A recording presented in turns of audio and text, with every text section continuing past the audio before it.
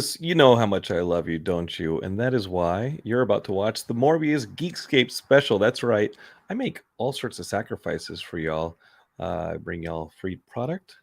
You hopefully this is like your favorite podcast because I give it to you every week and have for 15 years. So I want to thank you for being a part of Geekscape. I want to thank you for your dedication. Maybe this is your first Geekscape. I want to thank you for just downloading us and checking us out.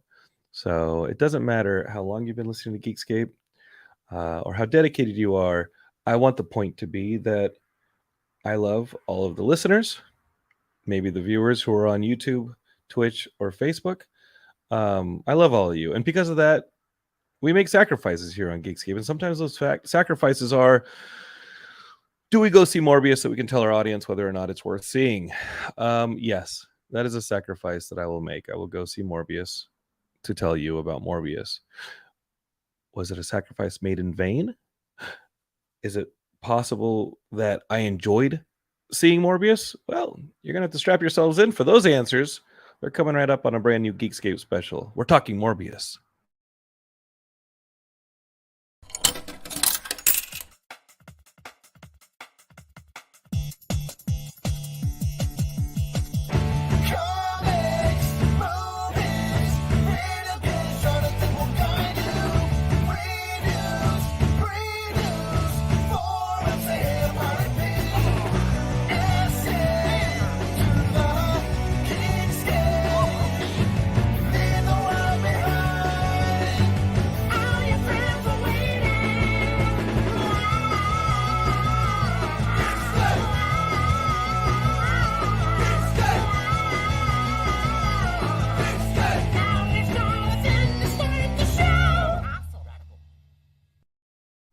Hey, Geekscapists, welcome back to a brand new Geekscape. I get so excited to do the show for y'all that I just forget English and I start rolling through words as if they're all one word, and I end up with a supercalifragilisticexpialidocious without even that level of pronunciation. You see how I do? You may think, hey, Jonathan's been doing this for 15 years. He's good at it. He knows how to speak. I do not.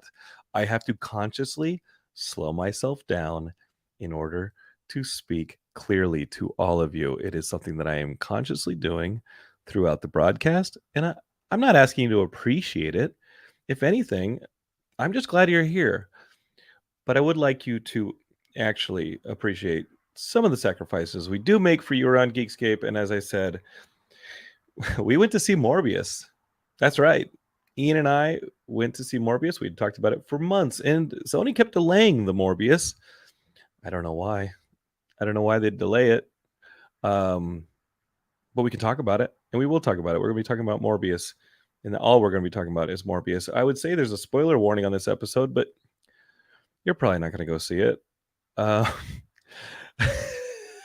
So just know we're going to be talking about Morbius, and there will be spoilers, and it probably won't affect your enjoyment of the movie one way or another, whether or not you see it. All right. So here's Ian. He was down at WonderCon yesterday. So let's actually catch up on his experience at WonderCon. Ian, how are you, man? Good. First of all, I have to say, you're acting like you're suffered so much for the Geekscapists about going. I mean, you hounded, you went on and on. I don't think a day went by in the last certainly 6 months that you didn't talk about us going to Morbius and how excited you were to go to Morbius. Okay. I'll tell you what, guilty as charged. I mean, down to my wife had a work thing. And it was an issue about what who was going to watch my stepson. You were like, you got to figure it out. Ian, you got to figure out. I got to see Morbius on Thursday. In fairness, we discussed whether my 12-year-old stepson should go, and we all decided that we should not subject him to that. As a human being, or as a 12-year-old? Both. But there was no need for that. I didn't tell you. I gave him a choice morning up, and he's like, no, I'm good. Your 12-year-old stepson, your 12-year-old stepson had the choice to go see Morbius with us and not, and he made the decision not to go. Yeah. You're raising him right, I think. Yeah, I think raising him right. So. Mind you, and he's a huge Marvel fan, but did you tell him that Sony said that this is the next Marvel Legend? I didn't tell him. I felt like he could, judge for himself. I mean, Sony said it in their advertising. This was look, the next Marvel it's legend. tricky, not to get ahead of ourselves, but No. you know, we're going to get into the Marketing? the mid-credit scene, you know, where the I one would like to mid-credit scene save sets up the other mid-credit let's scene. not spoil the mid-credit scene and the work of art that the mid-credit scenes are, because they do something that no Marvel film has ever done before. No film has really done before. Well, It's brilliant. I mean, listen. Let's wait to talk about the mid-credit. We will, because that's probably the most important thing that we discuss in this whole podcast is going to be that. Okay, well, let's actually like roll it back and talk about WonderCon. Like, we will get to Morbius. This is a very important episode, but Geekscape is Ian There does will come be on the blood. show. We did used to talk about comics and other geek things with Ian. We did. I remember more that. so. Well, I don't really remember it. Marcos Pena is already like, hey, thank you for your service. And Jim Pugnarelli says, you and Ian are my heroes, taking cinematic bullets so we don't have to. This is what I try to explain to people, Jim. I have people going like, why would you do that? It's like, so the other people don't have to. Yeah, we take the bullet. You know, I mean, honestly, as I think anyone that's listened regularly knows, I've been reading comics for a very, very long time. I've read, you know, and particularly Marvel-wise, I've read maybe not all, but the vast majority of Marvel comics I've read. And, you know, there's still that part of me, the little kid who's like, I can't believe this stuff's being made. So even when it's not made well, look, I want to be able to see it, see what they did, and I want to have an informed opinion. Right. So as a rule, I want to see the thing. You know, even if it's I garbage, agree. I want to be able to say it's garbage because, you know, and have my opinion. And I'm going to say this about Morbius, okay, before we even really get into it. It's actually a good adaptation. The big question is whether it should have ever been made, because who needed that adaptation? And I that think is the question. In Geekscape, again, we'll get into the details. I do want to hear about your WonderCon, but I will say right off the bat, I agree 100% with your assessment. It was a good adaptation of a comic book character that we didn't really care one way or another about, other than when they would show up in Spider-Man comics. Like, why did they make this movie? Having said that they made the movie, I multiple times found myself turning to Justin, who was sitting between us during the movie, and saying, should this be this competent? Like, this is I walked out of the movie and Heidi said, how is it? And I said, it is spectacularly fine. It's fine. Yeah. I was conflicted. I didn't hate it. Didn't hate it. It's fine. Exactly. It's fine. It is miraculously fine. It's okay. Imagine that it's incredibly on the nose and cliche. Yes. It's listen, it's what we said. It feels like, and you actually sent, you know, an article that I thought was really telling, but for the guy's general point of view, but his points were valid. The article was defending Morbius because he really liked it, but he made a general point, which I said the same thing at Venom. It's like, it felt like, remember when it felt like a canon movie, right? It felt like the first Blade movie in the 80s and 90s. You know, I mean, honestly, I'll go one further. It felt like the first Blade movie that Stephen Norrington did before the standards had been set. Because by the time we got to that first Stephen Norrington Blade movie, nobody had a lot of standard for like, oh, it's got to be a Marvel film. It wasn't as good as the first Blade, though. But it was. It says it was like kind of like, okay, this is what a Blade movie should be. Yeah, you know, and obviously Blade 2 is the uptick in the Blade series. Yeah, and then the third one was the third one is what the third one is, and this is almost this I feel like could easily have become the third one. Yeah, well, I thought I said it to you on a text thread, didn't I? About I compared it to Blade and all that, but no, but yes, I was not. Anyway.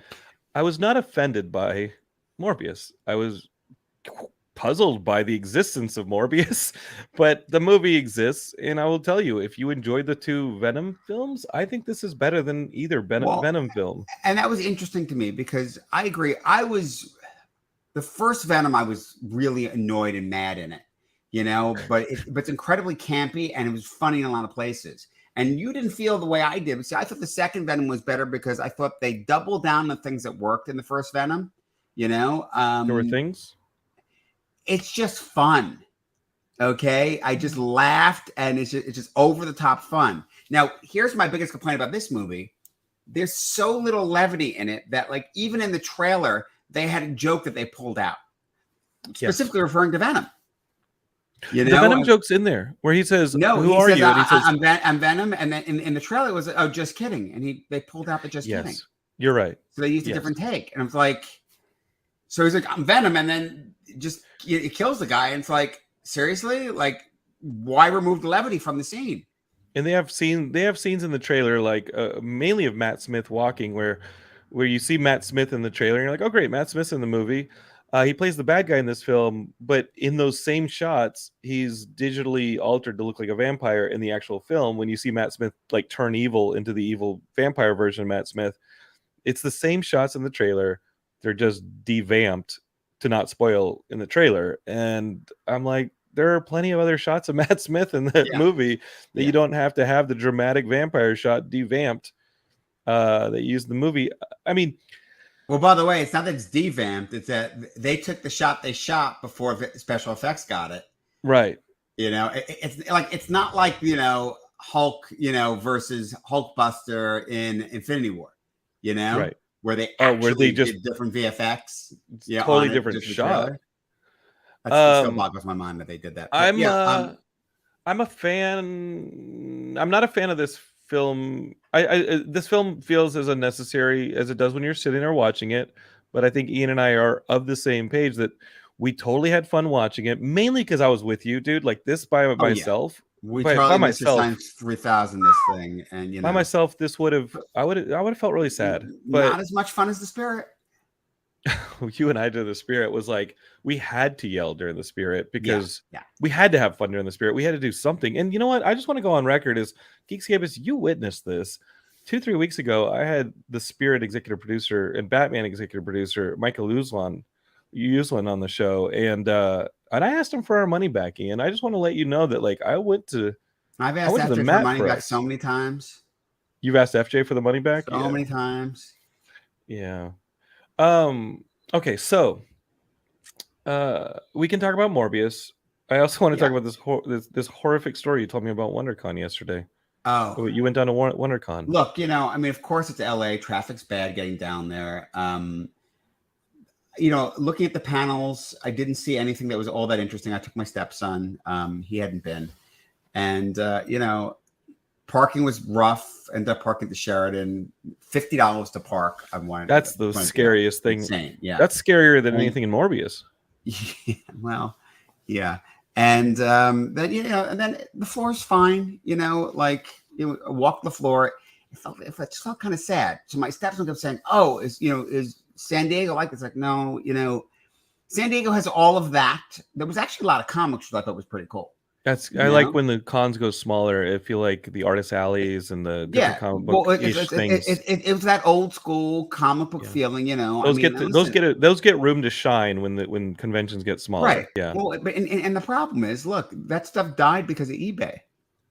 I mean, time was pre-eBay. I used to go down to Comic-Con with a list, and I would usually spend like one of my first days going through, you know, spend a couple hours going to different people that had comics. There was a lot of them, and finding stuff I was looking for, you know, and then like, you know, and then a different day I would spend, you know, walking the floor just for, you know, floor enjoyment and seeing what's there. But, you know, I would be on a mission at first. But when the big studios aren't doing WonderCon because Disney's got D23 at the same spot and all that. No big studios there, nothing like that. And for a 12-year-old kid, like, that's what I was like, yeah, none of that was there. You know, the astromech thing that they had, there was a booth there. They actually make astromechs, and like it's life-size units who are like buzzing around remote controlled and making all the sounds and popping open, and they were amazing. That's kind of cool. I hope they're at Comic-Con. We'll be at Comic-Con. We put in for the hotels already. Oh, okay. And I'll find out, I think in the next week or two, what the exhibitor hotel situation is for us. But we will be there. Every year it feels like a change. It used to be that you had an idea already. You know, by February. Yeah. Before they released it for everybody in March, we would know by February what our thing is. And now they haven't done it, right? They've just pushed everything because I think ultimately they were still on the fence through Omicron, whether or not it was going to happen. And so it is. I'm pretty sure it's going to happen. We're going to be at Comic-Con this summer. Well, you'll be there. I'm sure they're doing Comic-Con. And I think they were waiting for I think they had to really rush WonderCon together because of the Omicron situation. And then everything all the San Diego Comic-Con decisions were clearly waiting to be made until WonderCon had been wrapped. And now it's wrapped. Maybe we'll find out in a week or two what our I would think so. hotels look like. And I think by the end of April, hotels will open up for everybody. And I'm excited. I hope that Astromech company is there. I think that because of the pandemic, there will be some exhibitors, longtime exhibitors, no longer at Comic-Con. So I think there'll be some new blood on the floor. I hope that new blood is not like weird stuff that doesn't belong at Comic-Con. That happens sometimes. But we'll see. I told somebody yesterday that if they want to go down to San Diego Comic-Con, I think that having a badge is probably the least that they need. Like just existing in San Diego during that period and seeing different installations and different opportunities. True. Well, that's fantastic. The thing. Is Comic-Con's become this thing that outside of the convention hall, so much of really cool stuff that honestly, I'm guilty of not spending enough time with that stuff because I just get too caught up in going inside and all that. Mm-hmm. But you're right. Like you don't need a badge for any of those things. And it's some of the much cooler stuff. You know, it's the kind of stuff. See, here's the thing: what's happened with Comic-Con, and we're derailing the Morbius special with this conversation. That's okay. But, you know, maybe they can wait. Sony kept pushing off the movie. We can push off the discussion. That's right. But you know, for years and years, you went to Comic-Con, you felt like you were in these panels and it was special. Now, literally, while you're in the panel, Deadline and the other news services are literally posting what's happening. Like I always laugh because I'm sitting there. And my phone is buzzing with an update of what I've literally heard a minute before. Yeah, and you would come onto the floor and record with me the Hall H updates because you were in Hall H, and you would come back and we'd do a little update for the podcast. Way back when, yeah. And now it's like, I got it, Ian. Like we're good. Yeah. You don't even have to. You can. I'd come out and see you, and you would tell me everything I just saw. Right, you know? Right. And that being said, we're complaining about cotton candy on this one because I'm really looking forward to San Diego and any iteration. And like WonderCon had kind of WonderCon had just like it's just had been the stepbrother. Like and it still is that. It's just maybe less so. You know, like it's. Some distant cousin thing. When there's not much going on. But what I want to say is, you said I was complaining about cotton candy, but what I was adding to that was, and yes, it's gotten to a point where what's in the panels, like every now and then there's something that's exclusive just for there. Maybe it's one or two of the panels in the whole con. That's about it. Almost everything else gets released. But there's so much else going on at San Diego Comic-Con that is not online. The installations of things, and mind you, you probably have to wait online, all that, unless you just have the socialization. But and the experience of being there, exactly. There's so many people. It's so much fun. At least pre-COVID, it was. That it's like it's the gathering. Mm-hmm. Yeah. No one has known we were among you until now. Well, not the Juggalo gathering. There's nothing like the gathering of the Juggalos. That is its own experience. But there's a little bit of that at San Diego. There's none at WonderCon. WonderCon, you're right. It's just like you're in the convention. The convention's not doing your thing. There's some cosplayers outside, and other than that, I'm just wondering if any of the listeners got my Highlander reference that was clearly over your head. But no, I got it. Oh, okay. I got it. And I agree with you with San Diego Comic-Con. There can only be one. It's San Diego Comic-Con. Christian Blatt, he is hosting our brand new show, Geekscape, as the Geekscape Book Club. We're mainly talking comics. He says, I enjoyed Comic-Con Revolution in Ontario, a small town east of LA, because it's more reminiscent of the cons I went to as a kid. Yeah, it's a pretty manageable sized town. And I got to tell you, if y'all are watching this on YouTube, we're going to be in an hour after Ian and I wrap, we'll be back on the YouTube channel talking about this book right here, Frank Miller's Year One, as part of the Geekscape Book Club. We should have Ian on a future episode of the Geekscape Book Club, but basically we pick a book every episode and we talk about it. I'm not a regular host of that. That's Christian and Caitlin's show. But I'm on the first episode, and we'll be talking about, it's my favorite Batman story, I think, is Frank Miller. Do you like Batman? I like Batman a lot. I don't like when Frank Miller comes and defines Batman in a spectacular fashion, like in Year One, and then that becomes the definitive bar for every Batman creator to attempt for the next 30 years. It kind of, just let Dark Knight Returns and Year One be its thing, and let's hear some individual new voices, not attempts at more Batman Year One. All right, we're talking about Morbius Year One. Ian, I thought that this might happen when we started this episode, where we went to Morbius. We thought it was fine. We thought people dunking on the Didn't internet. forget about it already? I was thinking about the movie in the last 2 days, and I I didn't said come out of it traumatized. I didn't come out of it traumatized. I didn't didn't come come out out of it mad. insulted. I wasn't angry. I didn't feel like my 2 hours was wasted. And then I found a lot of it not memorable over the course of the next 24, 48 Well, hours. as I said, so when I say on the nose, it's like there's no real development of anything. Like this happens and this happens and this happens, and all the things you expect to happen, and they happen immediately. As soon as you think to yourself, oh, this is where this is going to go, it just goes there right away. They don't wait. There's no layering. It's just, yep, and then this thing. So Geekscape is Michael Morbius has this blood disease, and you literally open up, and he's in South America, capturing vampire bats, whatever. You see the sequence in the trailer, and I honestly have no idea why. I don't know. Why I don't know what's happening. I don't know what the thing was with the whatever. There's the blood, and they come the blood thing. They get through the cage thing. So all we know is it, and he's fine. I don't honestly. I don't understand that sequence at all. We flash back to him as a kid, and he's a brilliant kid, even as a kid, with his blood disease, and he has a friend. He makes a friend who's also suffering from this blood disease, and then there's this quirky thing about he calls all the kids that have been his roommates Milo, so they're all Milo. I don't know what that grows is. Up to be Milo, even though he's Lucian.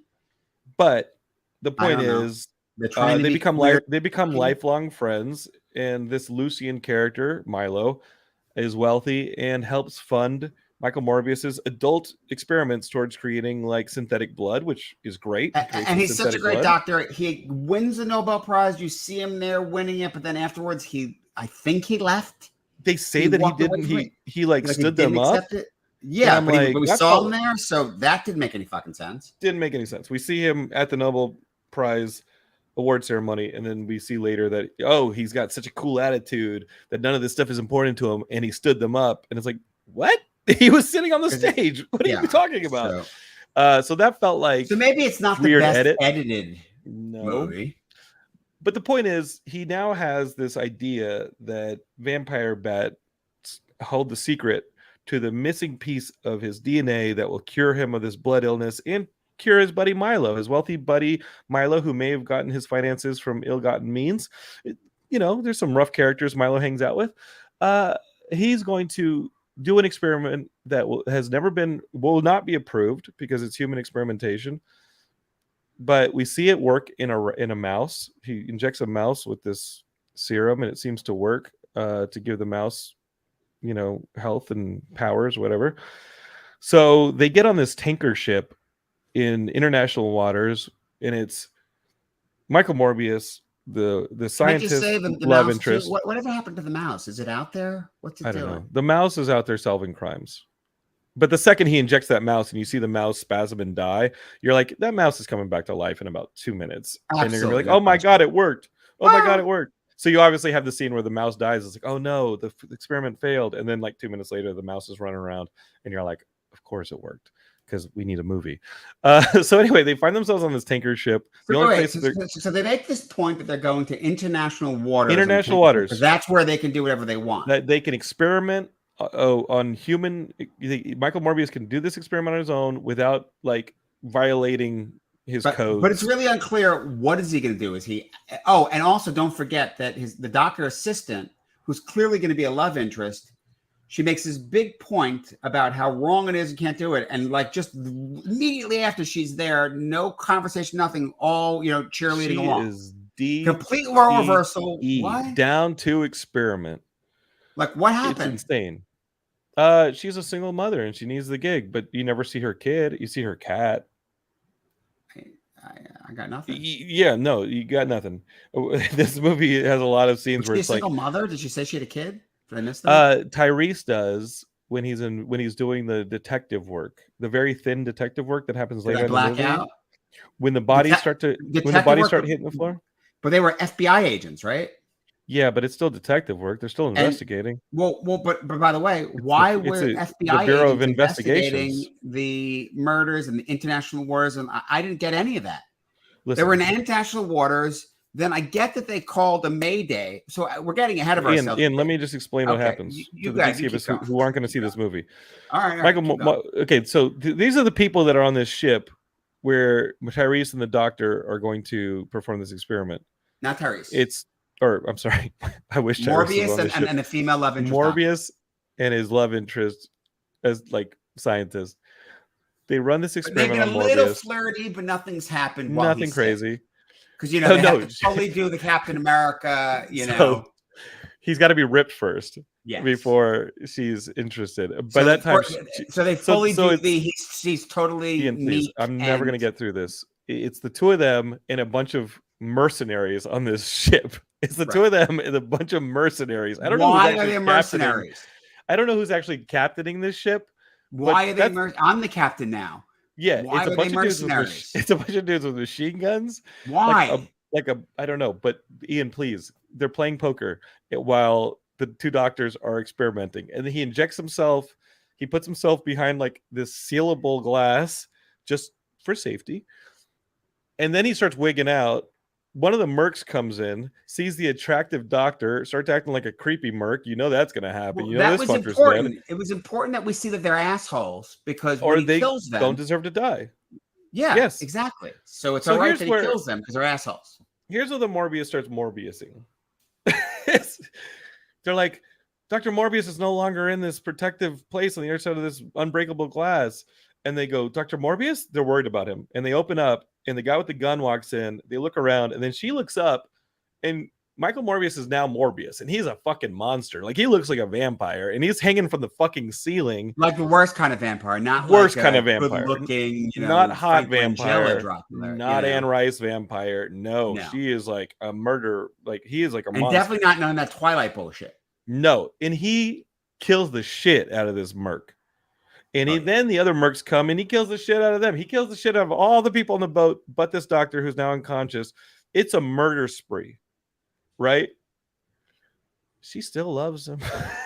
Later in the movie, when he's hot, Jared Leto, she totally does not care that she saw him turn into a monster. Has seen him turn into a monster multiple times in the movie, and she totally she doesn't care. Is down. And I'm sitting there confused. I'm like, I didn't know Nightcrawler was in this movie. Oh, he's bamfing all over the place. Suddenly, he doesn't just have super strength. Yeah, the super strength. I'm like, okay, the vampirism gave him super strength, sure, and all this stuff. All he needs to do is drink blood, which he's horrified by because he's still a good person.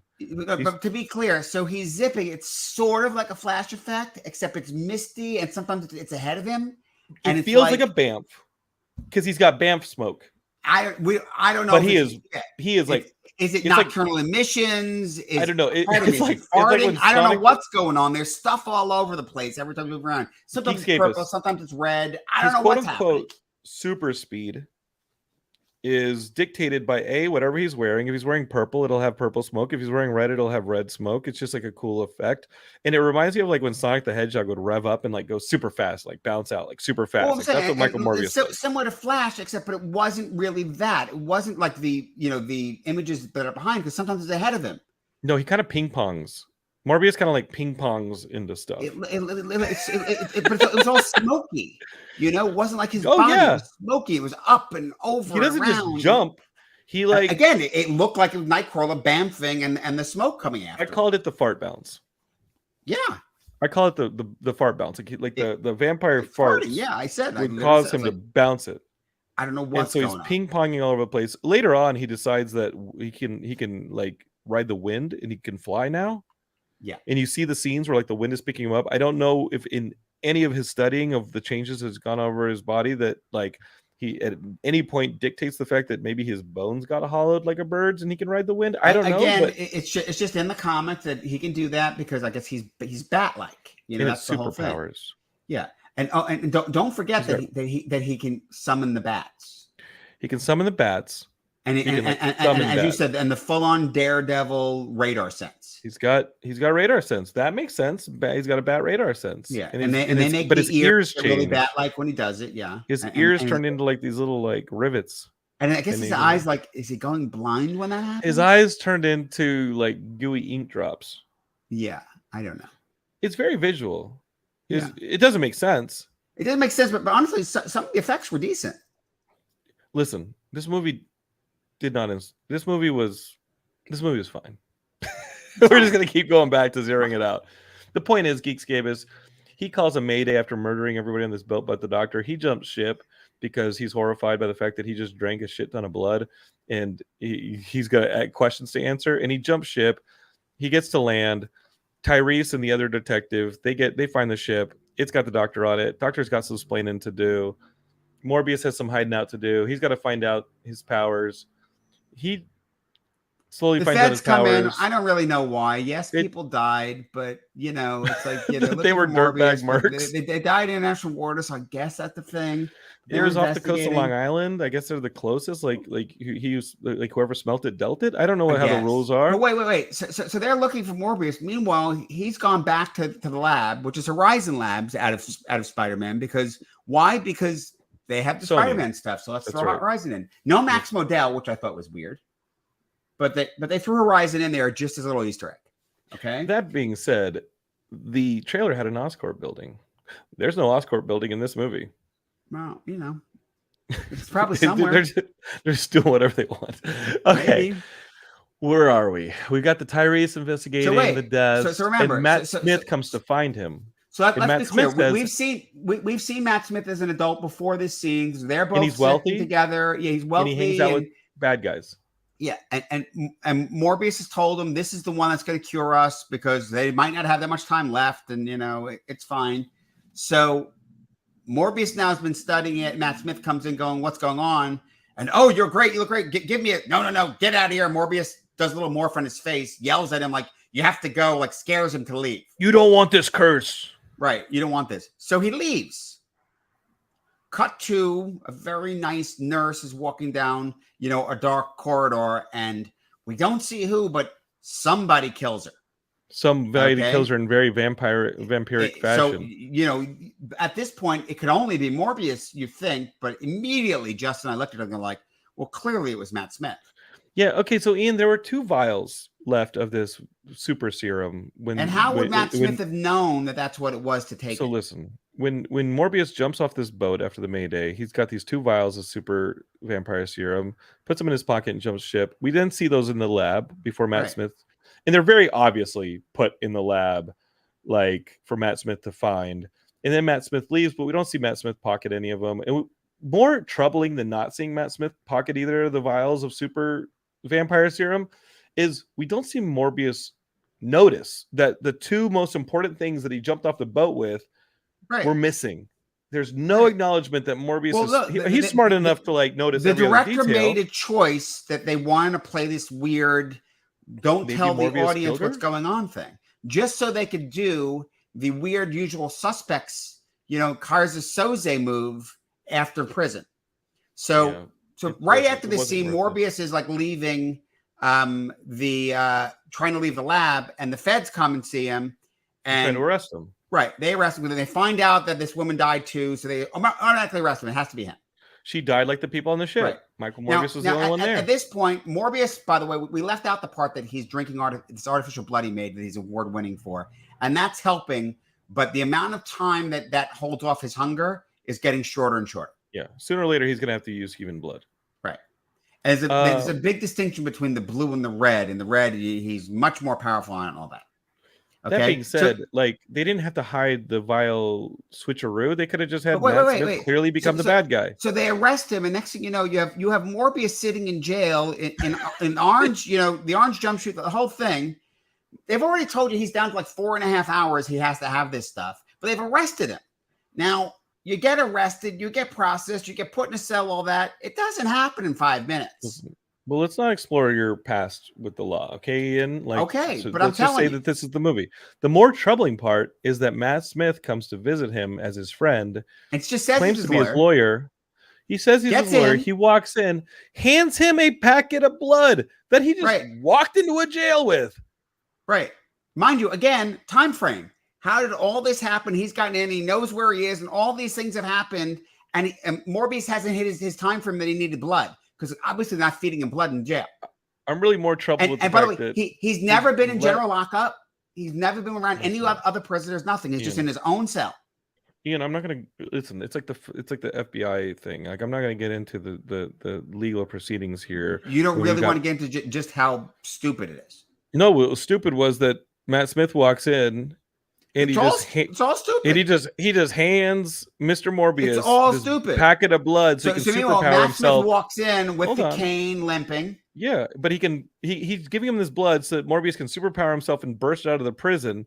But he's got the cane, but he leaves the cane when he leaves, and Morbius is like, "Wait a minute, he doesn't have the cane. Well, that motherfucker took my Venom." We don't see that he did that the cane in Morbius' cell till Matt Smith is acting like he's still limping, but he did it without the cane. And then they do the scene that's straight up that last scene in Usual Suspects, where Kevin Spacey suddenly stands up, calm and is walking fine, and he's starting strutting all that. It's straight up that. Yeah, Matt Smith is totally doing an homage right there. And so Morbius seeing the cane there and realizing that Matt Smith had done one over on him and now was like super bad guy because he knows he's the one that didn't breaks kill out of the nurse, prison. Could have been. Yeah. Okay, so Ian, my bigger question, because beyond all the legal proceedings and this and that, my bigger question is, if Matt Smith has the serum and is super vampire now too, why doesn't he just not visit Mr. Morbius in prison because and let him wants languish? Morbius to be with him. He wants them to do it together. Because they want to be best bad guy friends. That's what he wants. It's very conflicted. Like it's competitive, but it isn't. The bad guy, Matt Smith, doesn't see himself as a bad guy. He just doesn't give a shit. Oh, and by the way, I wanted to say, when he's a kid, they actually do this scene with these bullies. Okay, and so young Matt Smith, has a cane. These bullies start picking on him, and he fights back and they make this point that he hits one of them, and they're like, "Oh, because he has a killer instinct." So that's how they're supposed to be telling us. They're telegraphing that, oh, he's going to be bad because he actually beats up a kid that's picking on. I had no problem with it, and it was like 4-on-1. It was fine. So, yeah, a lot of this movie. But was anyway, fine. But no. So the whole point is, so here's the joke. So Morbius breaks out of prison. Now, normally in any other movie, this pacing, you figure you setting stuff up. No, immediately they fight. Yeah. Like he breaks out and finds him immediately on the street and they fight. Using radar. Yeah. But immediately fights him, and that doesn't work out, whatever. And Matt Smith gets away. And, and then he does a bunch of other stuff. And, they have to do the inevitable bar scene. Yeah. Morbius makes his own lab. Right. Which they had to do that. And he had to beat up drug dealers. To use their drug lab to turn into a blood lab. Right. And you see his genius. You see his mechanical genius when he takes things. Well, they make a big point when he's a kid that he's basically MacGyver. Yeah. So he actually takes a counterfeiting lab. He he creates a centrifuge. I don't know. No, it works. Kind of cinematically, visually, but not in any actual... If you were MacGyver, you could do it. Yeah, no, it doesn't work in any basis of reality, but we're not talking... We stopped talking about reality when we started talking about a Morbius movie. Yeah, I guess that's true. Like this movie, it exists. Well, wait a second. Which reality? Or am I jumping ahead? We'll get to that. The whole point of Geekscape is Morbius ultimately puts his friend down and kills him by summoning a bunch of bats when Matt Smith... Well, no, he has to use his expertise to create, the thing that's poisonous to bats, to stab him in the heart. He stabs Matt Smith in the heart, kills him. He uses his genius. And we have a little bit of a hint at a sequel because this woman who's now like totally into him, he kind of vamps her. He bites her. So basically, of course, the bad guy takes the woman and puts in a position where she's going to die, and she's like, "Oh, she's dying, but don't waste it." So Morbius feeds on her, but they do this cutesy thing where they kiss, and she bites his lip and gets a little taste of his blood, which in regular vampire stuff, taste of the blood does it. We have no reason to think that would work here, but he's a living vampire. Yeah, but I guess the stuff's in his blood. So, I guess he can vamp people. I guess. The two that we've seen get vamped did it through the science experiment with the science serum. Right. But I guess he can in the blood. Do it. Then okay. I don't see how Matt Smith didn't just make a shit ton of vampires over the course of his murder spree. It didn't because that was the saliva. That wasn't the and if they died, I don't know. Maybe playing a little loose with the rules. The blood. I don't know. I don't know. That being said, Ian, how much of this was from the comics? Like you said, it was a pretty faithful adaptation of the Morbius stuff. The Morbius, the origin is exactly that. Doctor, the sickness, wanting to cure. He has the friend, though the friend doesn't become unlike him. No. Continue. Continue your thought. So a lot of it. you know, the whole people knowing about him. Some of that is he is an award-winning scientist. So as I said, I feel it's fairly faithful, you know. I'm not But without bothered by Spider-Man, right. this Right. is kind of a Well, but to necessary be clear, movie. Spider-Man's not integral to Morbius's origin. It's just that Morbius is introduced in Spider-Man and Werewolf by is, Night. you know, yeah. And in fact, there's actually a period in the Spider-Man comic where Spider-Man's blood actually helps him more than other blood. Mm-hmm. And Spider-Man actually like lets him have it a number of times. Yeah. They've gotten away from that, you know, since. Because Michael Morbius and Peter Parker, for the most part, are friends in a lot of the comics. Yeah, ish. Peter at least acknowledges that Michael Morbius doesn't love this blood-sucking life. And it's Morbius in the comics a long time. It's very much he's cured himself, but he's looking for a cure to what the cure was and all that stuff. And, you know, that was, you know. Yeah. In the comics, he's not strictly a villain. But neither is absolutely, Venom. Yeah. Morbius is definitely not a villain in the comics. He's definitely more of an anti-hero. He's afflicted, but he still tries to do good, you know, where he can.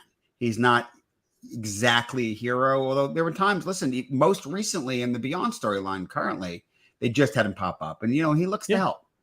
You know? He's helping. Yeah, he helps, what's her name? Colleen Wing and... Daughters of the Dragon. Yeah. I kind of like... Here's the sad thing about that Beyond storyline that we're having in the comics. I'm kind of enjoying the spin-off stories more than I'm enjoying the main storyline. I get that. The main storyline is kind of getting long in the tooth. And well, it's about the spin-off stuff's kind of fun. Yeah, it's got 1 or 2 issues left in it. Yeah. We'll see. I mean, I'm not going to... I don't think where I complain too much about Spider-Man comics because they're still Spider-Man comics. I love the point is that the most recent appearance of Morbius, that's where he was. Yeah. And, you know... Straight up good guy. Fine.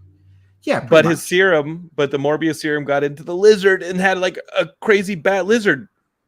Yeah. You remember that? Yeah, okay. That's cool. I remember. Okay, so Ian, this movie exists, and then this movie clearly exists in the Sony Venom universe because there's references to San Francisco. There's references to Venom. I just want to finish a couple sentences during the podcast I host. I mean... And where do we go from here, Ian? Are you done with your sentence? Yeah, well, I cover my mouth. I'm done with my sentence. Okay. All right. So here's the thing. So, you know, anyone that saw the trailer, I mean, the thing that they really pushed to make, you know, this movie exciting was, you know, Michael Keaton's going to be in the movie. Right? And so you're like, oh, great, Vulture. And we're all wondering, what does this mean for the multiverse? And we saw that long before No Way Home came out. What did that mean? How does this work? You know, is it the same universe? Is it not the same universe? We've all been going back and forth. We did that with Venom. When Venom got a little Spider-Man, it was we've all been wondering. After No Way Home, I know I came out of No Way Home going like, you know, and I'm here and I'm like, maybe they make Andrew Garfield the Spider-Man of the Venomverse, you know, and bring him back. You know, but there's been a lot of buzz there. So the movie ends and we haven't got Michael Keaton. And then you get the first mid-credit sequence. And it's the sky is just out of No Way Home, that it's broken and cracked. And suddenly in the jail cell, which the one right next to the one that Morbius was in, it can't be the same one because, you know, he broke the glass or whatever, or the wall, you know. But like right there, Michael Keaton pops up, Adrian Toomes, he just appeared, and he's like, and somehow he's aware that he's moved universes. Yeah. So he doesn't I guess Adrian Toomes has cosmic awareness now. Yeah, he doesn't have any of the disorientation the other characters do when they deal with this. Like he knows exactly what's happened. He's in a different universe now. Yeah. And then you see a Daily Bugle headline that Adrian Toomes, who like just appeared out of nowhere, people know who he is. His name means something to someone, but he doesn't belong in jail. So they let him out. And you're like, okay, I guess. So you know, you watch that scene, you're like, all right. So they're basically saying, hey, Sony owns Spider-Man, but they shared Spider-Man with Marvel. So he's in the MCU, first in Civil War, the Marvel movie, and then in Homecoming that Sony put out, but Marvel lent them Tony Stark. They lent them, you know, Happy and, you know, Pepper. But that's where Adrian Toomes shepherding. So that's Adrian Toomes. He committed crimes in the MCU. And we've established also No Way Home that Venom also had come over at the end of Venom 2. And then again, in the credit sequence, we didn't get Venom in the main movie. In the credit sequence, they just threw in the little, okay, he didn't interact with everyone else. He was there and fine. He left a little symbiote behind. if they want to use it in MCU, but he went back to his regular universe. So we know that Morbius and Venom are in the same universe because, as Jonathan already said, they made reference to the incident in San Francisco, and he actually called himself Venom. Okay, and now here's Adrian Toomes. So now it's okay, fine. They've brought him over. So you're already thinking, okay, they have the established villain. Why do a whole other version if they want to do it over here? We can leave now. We can leave the theater now. Yeah. And we sit and we're like, well, you got to write it out, these credits. It's kind of lame. And then pops up again, and now it's Morbius is driving a car through the desert. Cool. Maybe we get another villain. Maybe we get a new villain for the next movie. I'm thinking, is he going to find Mjolnir in Broxton, Oklahoma? Like, why is Morbius in the desert? I don't know what's happening, but we got our Adrian Toomes. Maybe we get something new here. Maybe we get maybe we get another version of the Sinister Six. Maybe he meets the Rhino. And then all of a sudden, the Vulture swoops in. Now, I don't know. I thought that the whole point of the Vulture's costume, his equipment was he got the alien tech, right? That would be special and not something you could just easily recreate. And also back in the MCU. In the MCU, that's my point. That's where the Chitauri attacked. Right. Yeah. So, but somehow he has it in the other universe that he came through, in his prison garb. The Venomverse. Still in prison. I'm calling it the Venomverse, yeah. Yeah, the Venomverse, fine. But anyway, he swoops in and he stops Morbius, and Morbius comes out and they have this conversation. He directly references Spider-Man.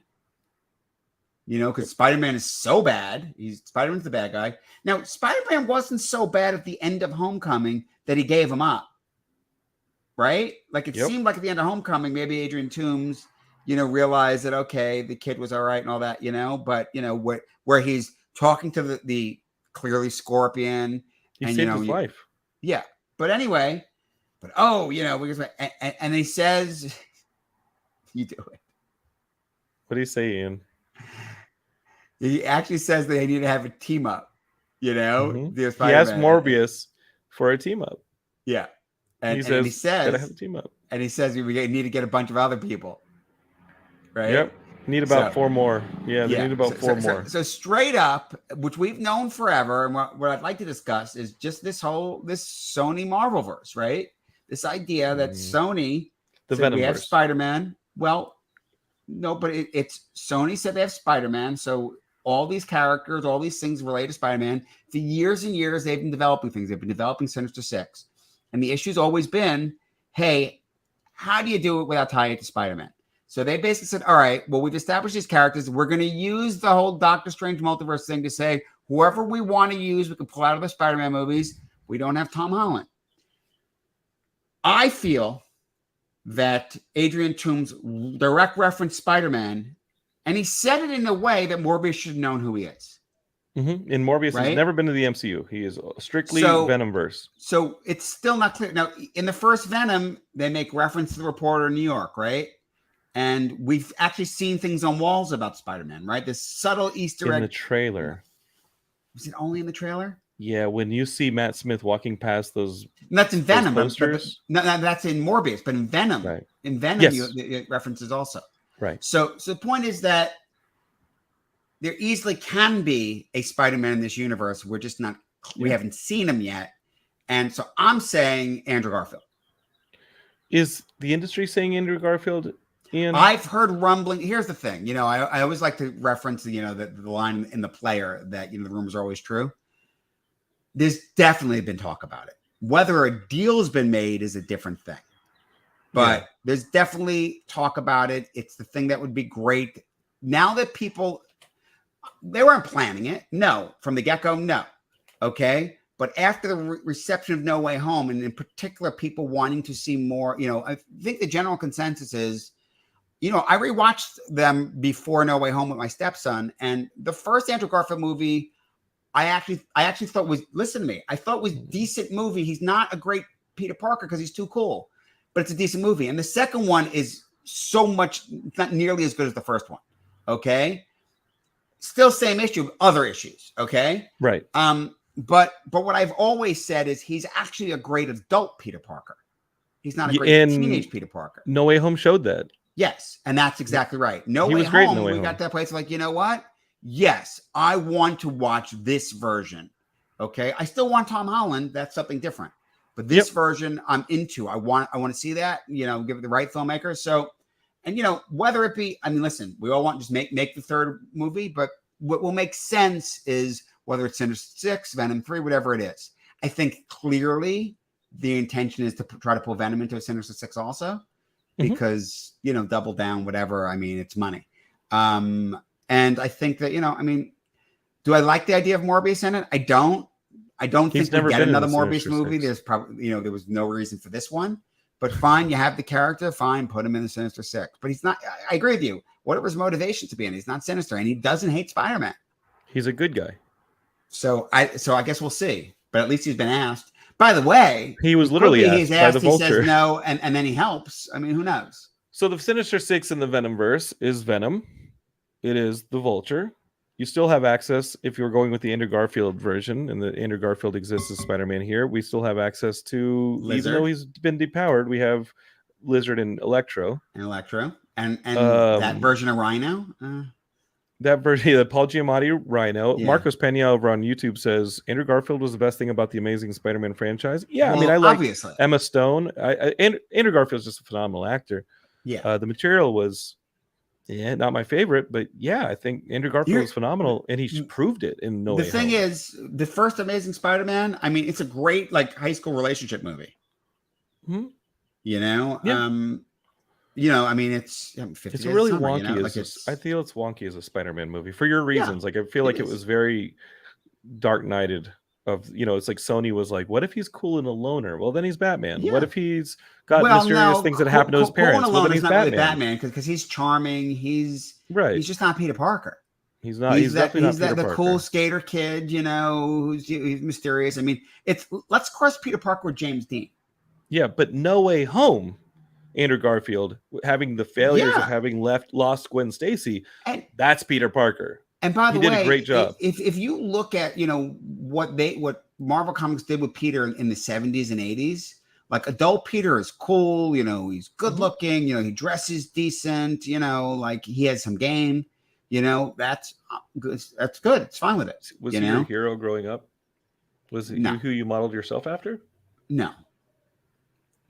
Dick Grayson. Got game though. Oh, Dick Grayson. Okay, so let's play. Like, okay, the Sinister Six in the Venomverse, the Sonyverse, is obviously Vulture, maybe Morbius. If Morbius suddenly loses his entire consciousness and is like, I want to be Sinister, which didn't seem like it was going to happen. But we got Venom. We potentially have, you know. But I mean, Electro, even though they've been depowered, Electro, Lizard, Paul Giamatti's Rhino. Maybe this universe has a Goblin. You said that Oscorp has a Goblin. You know, maybe they make it a Goblin. It definitely had Osborns. The Scorpion was left in the MCU. Right. Maybe he fell through too. I don't know. Yeah, that's what I'm thinking. Is you know, we also had Shocker in MCU. The MCU. You know? So we pull those people through. Does Marvel let that happen? Maybe. I think who has to be in a Sinister Six, in your opinion? Well, not having Ock, you know, you want Doc Ock usually puts it together. Yeah, so that one's tricky, but I mean, it certainly can be Vulture. You know, you don't have to have Goblin. I mean, there've been Goblins. It could be a Hobgoblin too, yeah. But you don't need it. But yeah, you know, Sandman also you want. I mean, he was cured and from a different universe. You know, so you're gonna give us Hydro Man instead? Maybe you can. Hydro Man's been in Sinister Six. It's been done. He's like Sandman, but with water. Yeah. So, but, you know, I mean, you know. Yeah. There are choices. Wait, I'm forgetting somebody. Who we're getting? Craven's going to be in the Sinister Six. Oh, that's true. And Craven has been in a lot of Sinister Sixes. Yeah, and he's been in a lot of Sinister Sixes. Okay, so the Sinister Six in the Venomverse, the Sonyverse, is going to be Vulture, Craven, clearly, maybe Michael Morbius, definitely Michael Morbius, maybe probably Venom. Check the box office. They got to put Venom in it for the box office. I think they do Electro. Even though he's depowered, they find a way to put Electro in it. And ideally, they're finding Andrew Garfield's Spider-Man. I think if you put Andrew Garfield Spider-Man, who cares is on the team, it'll be a fun movie. I mean, I wish we had a more true Rhino, because Rhino would be great. It just means like not just a mechanical Rhino. Yeah, and I don't mind the mechanical Rhino either. Yeah, I guess it's just like Iron Man, but it's just not really a Rhino, But yeah, but because a real Rhino would be cool. I think that little siren is coming to get you.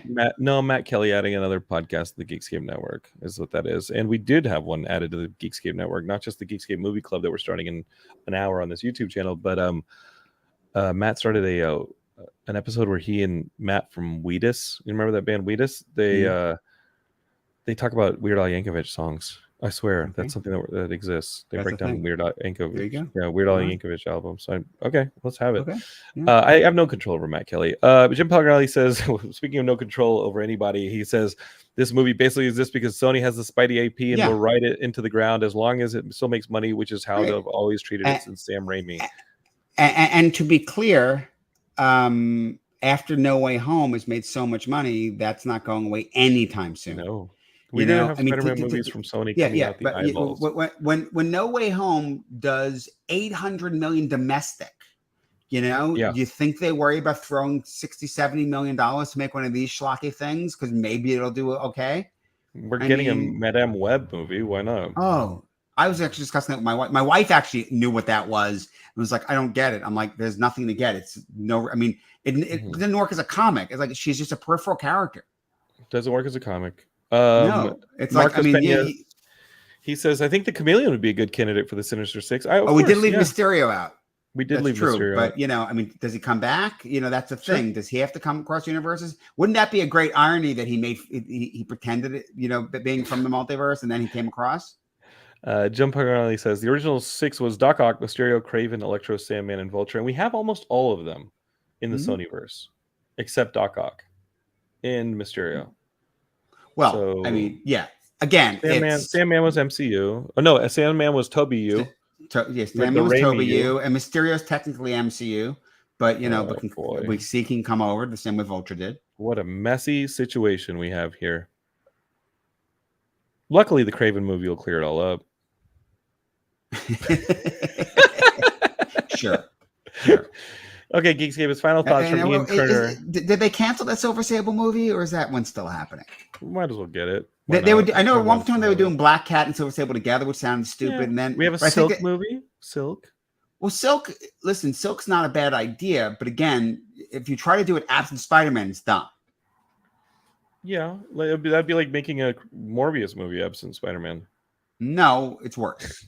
It's worse. Okay, final thoughts on Morbius, Ian. Which I think were the thoughts that we started with. It's fine.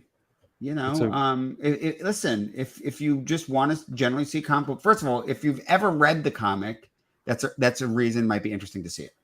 If you've never read the comic, you don't need to see it at all. And maybe you want to watch the mid-credit scenes on cable so that you're just familiar with them because of what's coming next, but maybe not.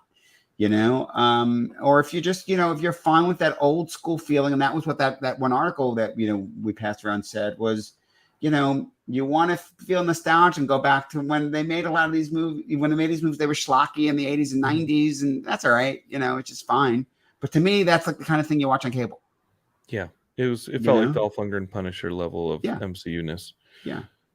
Geekscape is, or maybe Ray Stevens Punisher. I don't know.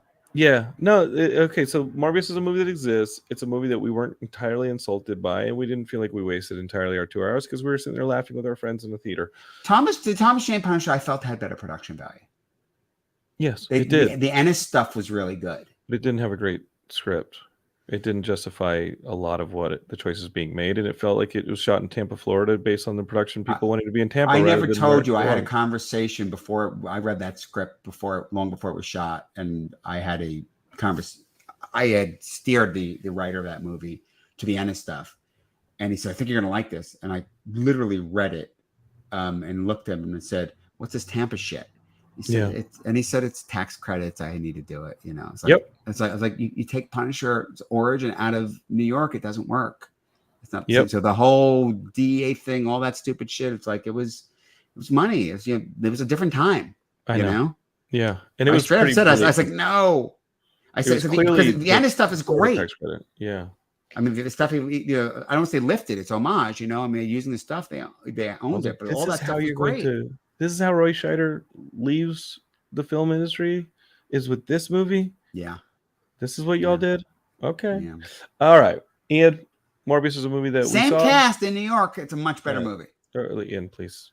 We can't go back to the Punisher Thomas Jane version. I forgot it exists. I honestly many times forget it exists. And I think ultimately in time I will forget this exists. No, you won't. They're not going to let you forget. Sony will not let me forget Morbius exists. But I'm glad I saw it, and I'm glad I told you all about it. So you're not sorry about Morbius?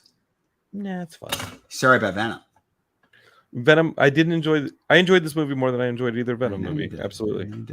Geekscapists will be back soon to talk about many things. We're loving New Moon Knight, and we've got some Obi-Wan coming up, and then obviously we have Obi-Wan Kenobi, Sam Raimi's Doctor Strange 2. I hope it's Sam Raimi's Doctor Strange 2. The rumor is Sam had his edit. Now Marvel has their edit, and we're going to see the Marvel edit. Which, damn, I want to see the Raimi edit. Yeah. Release the Raimi cut. I want release the Raimi cut. We're going to be saying release the Raimi cut here on Geekscape, unless the Marvel cut, which is about 30 minutes supposedly shorter than the Raimi cut, is awesome. And we're all happy, and then we're just excited to see a director's cut on a Blu-ray somewhere, and we'll be happy with that too. It's all fun, and this is all stuff that we wish we had when we were 12, and we have it now. So let's not. That's true. All of it. Cotton candy. All of it. Young Jonathan never wanted a Morbius movie, but he got a Morbius movie, so here's a Morbius movie. Enjoy a Morbius movie if you can. It's getting dunked on. All right, Ian. Till next time. Double salute. Geekscapists, subscribe, share with your friends. And we'll be back on this channel right now in about an hour to talk Batman Year One. So subscribe on the podcatchers to the Geekscape Movie Club, and you'll hear that conversation if you don't want to hang out on video. All right, Ian. Thank you, sir, for bringing your expertise to this expert film. Sure. My pleasure. Bye, buddy.